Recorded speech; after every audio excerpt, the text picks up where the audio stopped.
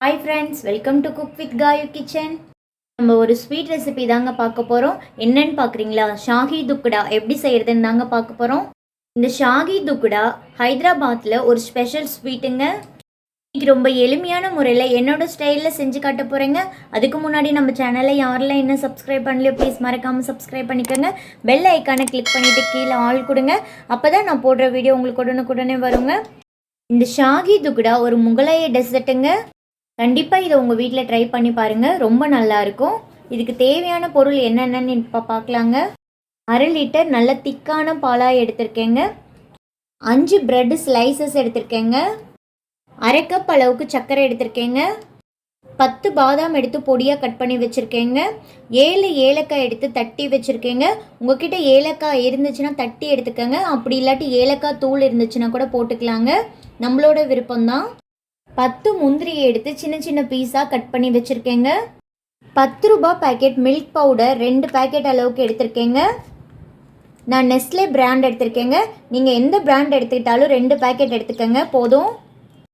மொத்தமாக சேர்த்து 36 கிராம் அளவுக்கு நான் பால் பவுடர் எடுத்திருக்கேங்க. ஷாஹி துக்குடா செய்யறதுக்கு தேவையான பொருள் இவ்வளோதாங்க. இப்போ எப்படி செய்யறதுன்றதை பார்க்கலாம் வாங்க.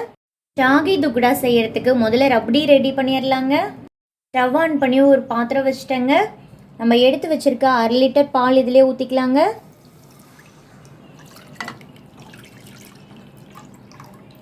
நல்லா திக்கான பாலாக எடுத்துக்கோங்க, அப்போ தான் ரப்டி நல்லா டேஸ்ட்டாக வருங்க.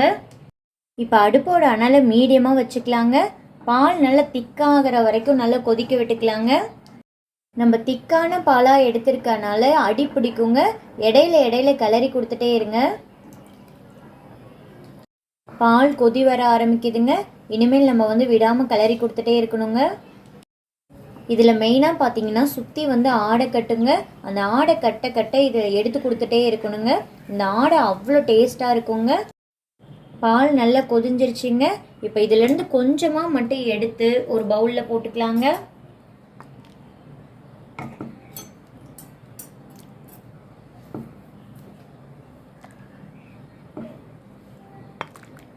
இந்த அளவுக்கு எடுத்தால் போதுங்க.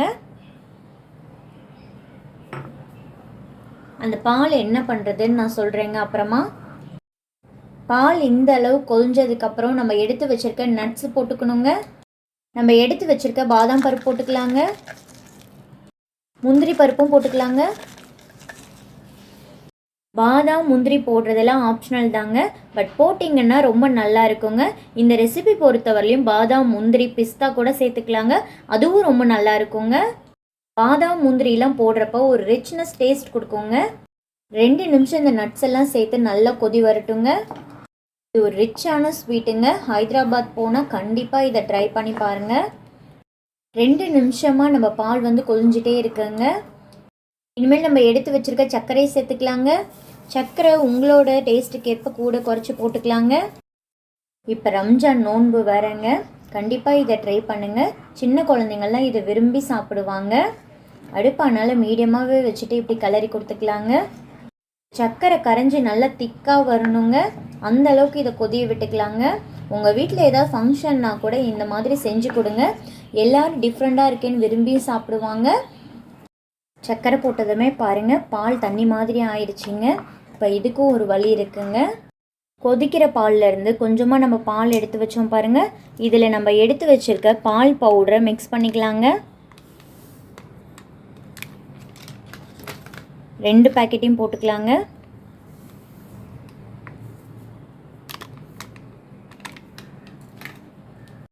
இதை நல்லா கரைச்சி விட்டுக்கலாங்க. இப்போ நல்லா கட்டி இல்லாமல் கரைக்கணுங்க. இந்த பால் பவுடர் போடுறது ஆப்ஷனல் தாங்க. உங்களால் ரொம்ப நேரம் கிளறி விட்டு பாலை சுண்ட வைக்க முடியும் அப்படின்னா இந்த பால் பவுட்ரு தேவையில்லைங்க. இப்போ இந்த பால் பவுடர் போட்டோன்னா உடனே பால் திக்காயிருங்க. அதுக்காக தான் இந்த பால் பவுடர் நம்ம போடுறோங்க. பால் பவுடர் நல்லா கரைச்சி விட்டாச்சுங்க. இந்த அளவுக்கு கரைச்சிக்கிட்டால் போதுங்க. நம்ம கரைச்சி வச்ச பால் பவுடரை இதிலேயே ஊற்றிக்கலாங்க. இந்த பால் பவுடர் போடுறதுனால நல்ல ரிச்னஸ் டேஸ்ட் கிடைக்குங்க. நல்லா விடாமல் கைவிடாமல் கிளறிட்டே இருக்கலாங்க. பால் பவுடர் போட்டிருக்கனால தண்ணி மாதிரி இல்லாமல் கெட்டியாக ஆயிடுங்க. இனிமேல் நம்ம விடாமல் இப்படி கிளறி கொடுத்துட்டே இருக்கணுங்க.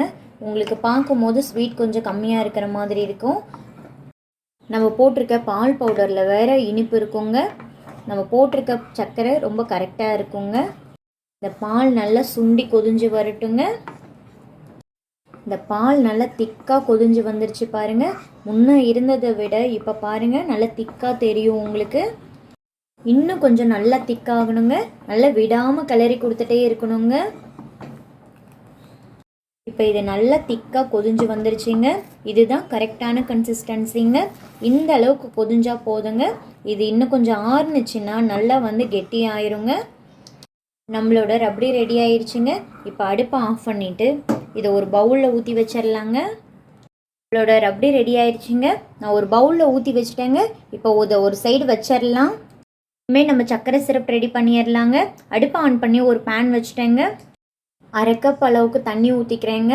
இது ஒரு 100 ml அளவுக்கு தண்ணி இருக்குங்க. 100 கிராம் அளவுக்கு சர்க்கரை போட்டுக்கிறேங்க. உங்களோட விருப்பத்துக்கு ஏற்ப நீங்கள் சர்க்கரை போட்டுக்கலாங்க. எடுத்துருக்கிறது 5 ஸ்லைஸ் ப்ரெட் தாங்க. அதுக்கு அளவாக தாங்க நான் சிரப் ரெடி பண்ணுறேன். நீங்கள் ப்ரெட்டு அதிகம் பண்ணிங்கன்னா அப்போ வந்து சிரப்பும் அதிகம் பண்ணுங்க. அடுப்போட அனலை மீடியமாக வச்சுட்டு இதை நல்லா கரையிற அளவுக்கு கிளறி கொடுத்துக்கலாங்க. சர்க்கரை நல்லா கரைஞ்சிட்ருக்குங்க. இப்போ நம்ம எடுத்து வச்சுருக்க ஏலக்காவை இதிலே போட்டுக்கலாங்க. ஏலக்காய் போடும்போது நல்ல வாசனையாக இருக்குங்க. இப்போ இது எல்லாமே சேர்ந்து நல்லா கரைஞ்சி வரட்டுங்க. இதுக்கு பாகுபாதெல்லாம் எதுவும் தேவையில்லைங்க. ஜஸ்ட்டு கரைஞ்சால் மட்டும் போதுங்க. சர்க்கரை கரைஞ்சிட்டு 2 கொதி கொதிஞ்சா போதுங்க. நல்ல தண்ணி மாதிரி இருக்கக்கூடாதுங்க. அதுக்காக லேசாக திக்காக இருக்கிற மாதிரி கரைஞ்சா போதுங்க. இதுக்கு ஒரு கம்பி பதம் கூட வரக்கூடாதுங்க. தண்ணி கம்மியாக தாங்க ஊற்றிருக்கோம். சர்க்கரை வந்து கொஞ்சம் அதிகமாக தாங்க போட்டிருக்கோம். ஆட்டோமேட்டிக்காக வந்து ஆறி வரப்போ கொஞ்சம் நல்லா திக்காக ஆயிருங்க. இது 2 கொதி கொதிஞ்சா போதுங்க. இந்த அளவு கொதிஞ்சா போதுங்க. இப்போ அடுப்பை ஆஃப் பண்ணிடலாங்க. இதையும் இது ஒரு பவுலில் ஊற்றி வச்சிடலாங்க. இதுதான் இந்த ரெசிபிக்கு ரொம்ப முக்கியமானது ப்ரெட்டு தாங்க. இது வந்து நான் 5 ஸ்லைசஸ் எடுத்திருக்கேங்க. நார்மலாக நம்ம வீட்டில் யூஸ் பண்ணுற ப்ரெட்டு தாங்க. எப்படி கட் பண்ணணுன்றது சொல்கிறேங்க. இப்போ இந்த ஓரங்கள் உங்களுக்கு பிடிச்சா வச்சுக்கோங்க. அப்படி இல்லாட்டி இதையும் கட் பண்ணி எடுத்துக்கலாங்க. இந்த ஓரெல்லாம் கட் பண்ணி எடுக்க போகிறது இல்லைங்க. நமக்கு எந்த சைஸ்க்கு வேணுமோ அந்த சைஸ்க்கு வந்து கட் பண்ணி எடுத்துக்கலாங்க.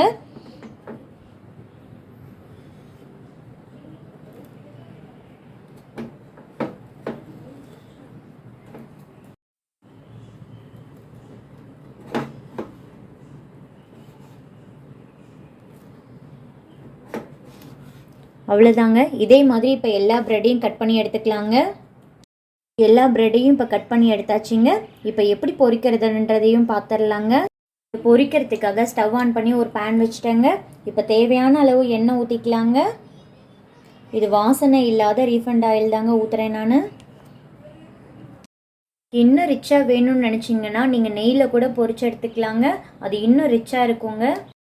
இப்போ இந்த எண்ணெயிலேயே 1 டேபிள் ஸ்பூன் அளவுக்கு நெய் விட்டுக்கலாங்க. அப்போ நெய்லேயே பொரிச்ச மாதிரி நல்ல டேஸ்ட்டும் வாசனையும் சூப்பராக இருக்குங்க. அடுப்போட அனலை நல்லா மீடியமாகவே வச்சுக்கலாங்க. எண்ணெய் நல்லா சூடாகட்டுங்க. எண்ணெய் நல்லா சூடாயிருச்சுங்க. இனிமேல் நம்ம அடுப்போட அளவை நல்லா குறைச்சிடலாங்க. நம்ம எடுத்து வச்சிருக்க ப்ரெட் பீஸை இதில் போட்டுக்கலாங்க. டக்குன்னு திருப்பி விட்டுறணுங்க. இல்லாட்டி வந்து கருகிடுங்க.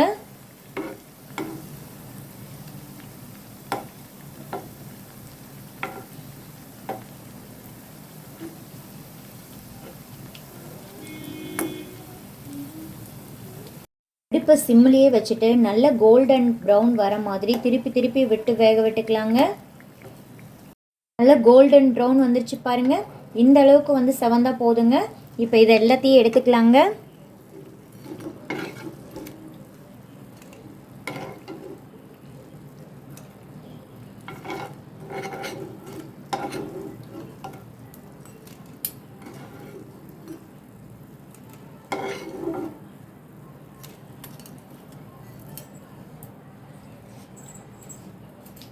இருக்கிற ப்ரெட்டு எல்லாத்தையும் பொரிச்சு எடுத்துடலாங்க.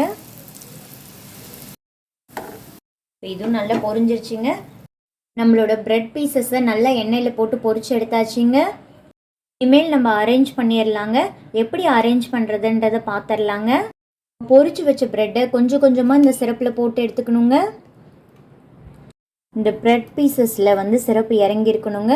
இதுலேயே வந்து ரொம்ப நேரம் வந்து விட்டுறக்கூடாதுங்க. ப்ரெட் பீசஸ் கரைஞ்சி போயிருங்க.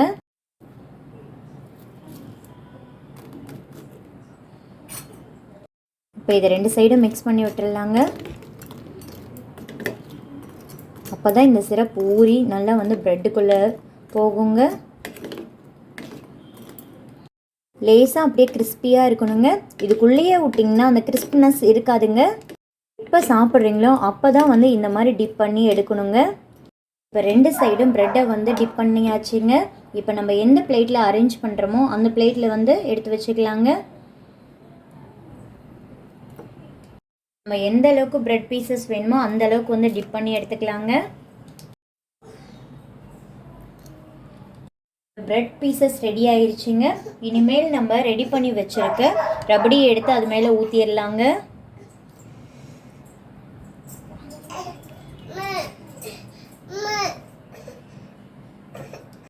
நிறையாவும் ரபடி ஊற்றிடக்கூடாதுங்க. அங்கங்கே வந்து அந்த ப்ரெட் பீசஸ் தெரியணுங்க.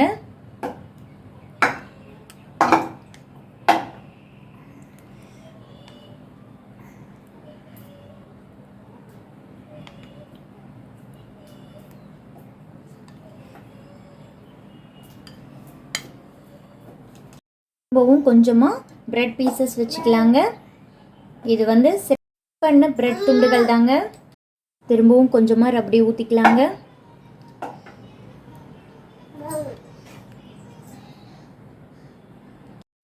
ரொம்ப சூப்பரான சுவையான ஷாகி துக்குடா ரெடி ஆயிடுச்சு. இந்த ஷாகி துக்குடா ஒரு முகலாய டெசர்ட்டுங்க. கண்டிப்பாக இது ஒரு தடவையாக செஞ்சு பாருங்க. அவ்வளோ சூப்பரான ரெசிபிங்க இது. இது செய்கிறது ரொம்ப ரொம்ப ஈஸி தாங்க.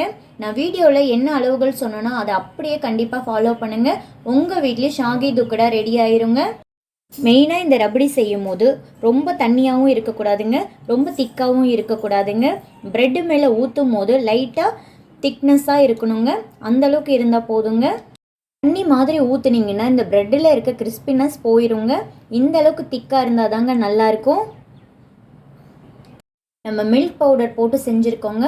ஓவராக ரிச்னஸ் கொடுக்குங்க. இது ரபடி செய்யறதுக்கு ரொம்பவும் டைம் ஆகாதுங்க. காய்ச்சும் போது பாகுபாதெல்லாம் பார்க்க தேவையில்லைங்க. ஜஸ்ட்டு அந்த சர்க்கரை வந்து கரைஞ்சா போதுங்க. நம்ம வீட்டில் ஃபங்க்ஷன் கொண்டாடுவோம்ல, அப்போ வந்து இந்த மாதிரி கண்டிப்பாக ட்ரை பண்ணி பாருங்கள். ரொம்பவும் நல்லா இருக்குங்க. நம்ம எப்போவுமே சரி பாயசம் பண்ணுவோம். இந்த மாதிரி செஞ்சு கொடுக்கும் போது ரொம்ப டிஃப்ரெண்ட்டாகவும் இருக்குன்னு எல்லாருமே விரும்பி சாப்பிடுவாங்கங்க. சின்னவங்கள்லேருந்து பெரியவங்க வரைக்கும் ரொம்ப பிடிக்குங்க இந்த டிஷ்ஷு. நாங்கள் இந்த அளவுக்கு ஃபாலோ பண்ணிங்களாவே கண்டிப்பாக உங்கள் வீட்லேயும் வந்து ஷாகி துக்குடா ரெடி ஆயிருங்க. நான் சொன்ன அளவுகளோட கண்டிப்பாக ட்ரை பண்ணி பாருங்கள். நான் சமைச்ச இந்த ஷாகி துக்குடா ரெசிபி உங்களுக்கு பிடிச்சிருந்துச்சுன்னா மறக்காமல் ஒரு லைக் கொடுத்துருங்க ப்ளீஸ். நம்ம சேனலில் யாரெல்லாம் என்ன சப்ஸ்கிரைப் பண்ணலையே ப்ளீஸ் மறக்காமல் சப்ஸ்கிரைப் பண்ணிக்கோங்க. பெல் ஐக்கானை கிளிக் பண்ணிவிட்டு கீழே ஆல் கொடுங்க. அப்போ தான் நான் போடுற வீடியோ உங்களுக்கு உடனுக்குடனே வருங்க. நாளைக்கு ஒரு புது ரெசிபியோடு உங்களை சந்திக்கிறேங்க. தேங்க்ஸ் ஃபார் வாட்சிங். Bye friends.